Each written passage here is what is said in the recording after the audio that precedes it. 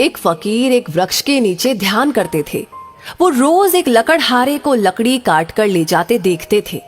एक दिन उन्होंने लकड़हारे से कहा, सुन भाई, दिन भर लकड़ी काटता है, 2 रोटी भी नहीं जुट पाती, तू जरा आगे क्यों नहीं जाता?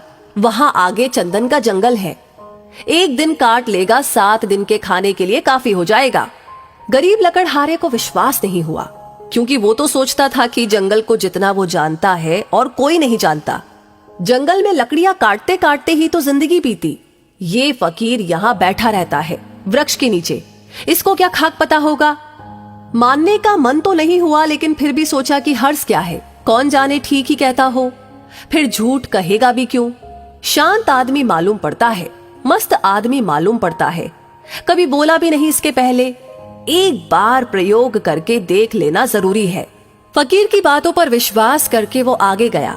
लौटा तो फकीर के चरणों में सिर रखा और कहा कि मुझे क्षमा करना, मेरे मन में बड़ा संदेह आया था, क्योंकि मैं तो सोचता था कि मुझसे ज्यादा लकड़ियों के बारे में कौन जानता है, मगर मुझे चंदन की पहचान ही न थी।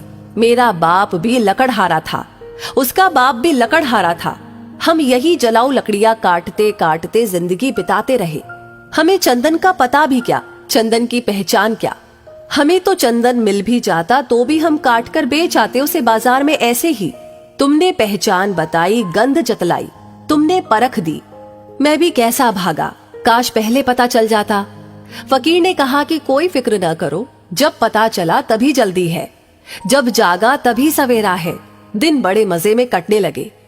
एक दिन काट लेता, 7-8 दिन 10 दिन जंगल आने की जरूरत ही न रहती। एक दिन फकीर ने कहा, मेरे भाई, मैं सोचता था कि तुम्हें कुछ अक्ल आएगी। जिंदगी भर तुम लकड़ियां काटते रहे, आगे न गए। तुम्हारे मन में कभी ये सवाल नहीं उठा कि इस चंदन के आगे कुछ और भी हो सकता है? उसने कहा कि ये सवाल तो कभी आया ही नहीं। क्या वाकई में चंदन के आगे भी कुछ है? उस फकीर ने कहा, चंदन के जरा आगे जाओ तो वहां चांदी की खदान है। ये लकड़ियां वकड़ियां काटना छोड़ दो, एक दिन ले आओगे, 2, 4, 6 महीने के लिए हो गया। अब तो वो फकीर पर भरोसा करने लगा था, बिना संदेह किए भागा। चांदी पर हाथ लग गए तो कहना ही क्या, चांदी पर हाथ लग गए तो कहना ही क्या। चांदी ही चांदी थी। 4-6 महीने नदारद हो जाता, एक दिन आ जाता, फिर नदारद हो जाता। लेकिन आदमी का मन ऐसा मूड है कि फिर भी उसे ख्याल नहीं आया कि और आगे कुछ हो सकता है।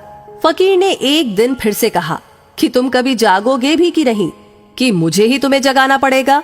आगे सोने की खदान है मूर्ख। तुझे खुद अपनी तरफ से सवाल जिज्ञासा कुछ नहीं उठती कि जरा और आगे देख लूं? फकीर ने कहा कि अब 6 महीने मस्त पड़ा रहता है, घर में कुछ काम भी नहीं है, फुर्सत है, जरा जंगल में आगे देख कर देखो कि और क्या है, क्या ये भी ख्याल नहीं आता?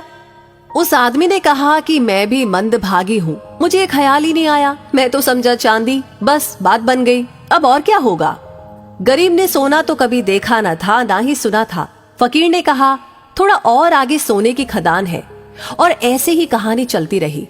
फिर और आगे हीरो की खदान है, और ऐसे ही कहानी चलती है। और एक दिन फकीर ने कहा कि ना समझ, अब तू हीरो पर ही रुक गया। अब तो उस लकड़हारे को भी बड़ी अकड़ आ गई, बड़ा धनी भी हो गया था, महल खड़े कर लिए थे।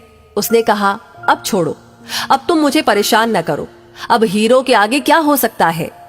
उस फकीर ने कहा कि हीरो के आगे मैं हूँ।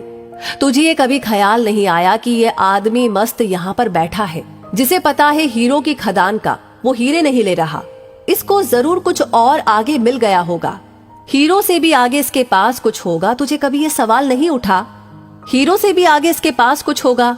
क्या तेरे मन में ये सवाल नहीं आया? वो आदमी रोने लगा, फकीर के चरणों में सिर पटक दिया, कहा कि मैं कैसा मूड हूँ, मुझे ये सवाल ही नहीं आता। तुम जब बताते हो तब मुझे याद आता है, ये ख्याल तो मेरे जन्मों जन्मों में ही नहीं आ सकता था कि तुम्हारे पास हीरो से भी बड़ा कोई धन है। फकीर ने कहा कि उसी धन का नाम ध्यान है। अब खूब तेरे पास धन है, अब धन की कोई जरूरत नहीं, अब जरा अपने भीतर की खदान खोद जो सबसे आगे है। यही मैं तुमसे कहता हूँ, और आगे चलते ही जाना है। उस समय तक मत रुकना जब तक कि सारे अनुभव शांत न हो जाएं। परमात्मा का अनुभव भी जब तक होता रहे, समझना द्वि मौजूद है, द्वैत मौजूद है, देखने वाला और दृश्य मौजूद है। जब वो अनुभव भी चला जाता है तब निर्विकल्प समाधि, तब सिर्फ दृश्य नहीं बचा, न दृष्टा बचा, कोई भी नहीं बचा। एक सन्नाटा है, एक शून्य है, और उस शून्य में जलता है बोध का दिया। बस बोध मात्र, चिन्ह मात्र, वही परम है, वही परम दशा है, वही समाधि है।